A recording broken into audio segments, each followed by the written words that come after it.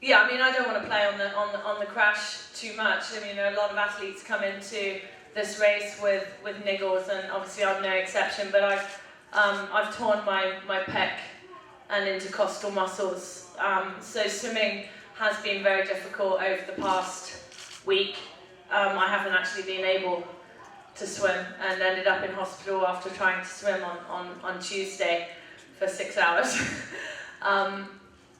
So yeah, I knew the swim was going to be difficult, and it proved to be the case. It was very painful, and I did what I could, and I just tried to keep in my head the words of my favourite poem. You know, if you can keep your head when all about you are losing theirs. But you know, I just tried to keep my head. I just tried to stay calm. Just tried not to panic, and had faith in my body and mind to push through. So, you know, once onto the bike, I didn't purposely go out to try and chase anybody down. I knew that Julie and obviously Karen are phenomenal bikers, and would put time into me, and I was more than prepared for that. But I'm also cognizant of the fact that Ironman is a very long day, and it's comprised of, you know, 3 disciplines, and we have a marathon to run. So although it was disconcerting to hear 21 minutes behind when I came into T2, I was also aware that I was in 6th place, which for me was a great position to be in, very different, like you said, from previous years when I've come off the bike first. But it's, you know, that was the true test of my own mental strength. I went onto the run with a lot of confidence, knowing that my previous run had been the 2:44 at Roth. So I have confidence in my run, but like I said, there was always that question mark over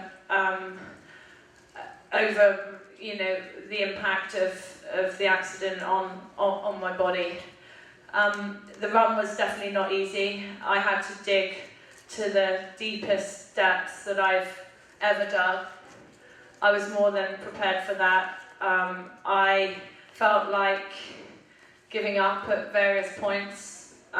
Many were actually close to the start, but just tried to stay in the moment. And you know, I draw great confidence from previous races that I've done where I've suffered from, you know, little niggles, and they've come and they've gone, and that proved to be the case. You know, my hip would hurt, and then 2 miles down the road it would be my hamstring or something. So, you know, it's you know that your body changes through the duration of the marathon. I purposefully went out very, very hard, just make hay while the sun shines, I guess. And I think I went through the halfway point at 1:22, which was slightly more rapid than I've been in previous years. But no, I'm really pleased with my run split.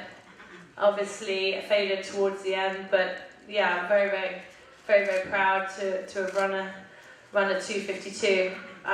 But you know, I'll stop talking in just a second. But just want to say that, like I said at the finish line, I couldn't have raced the race that I did without all the other competitors there, and knowing that Rinny was behind me and more than capable of running even faster than she did last year, gave me the extra incentive to push hard, knowing that Caroline and Rachel were down the road, spurred me on in those initial stages.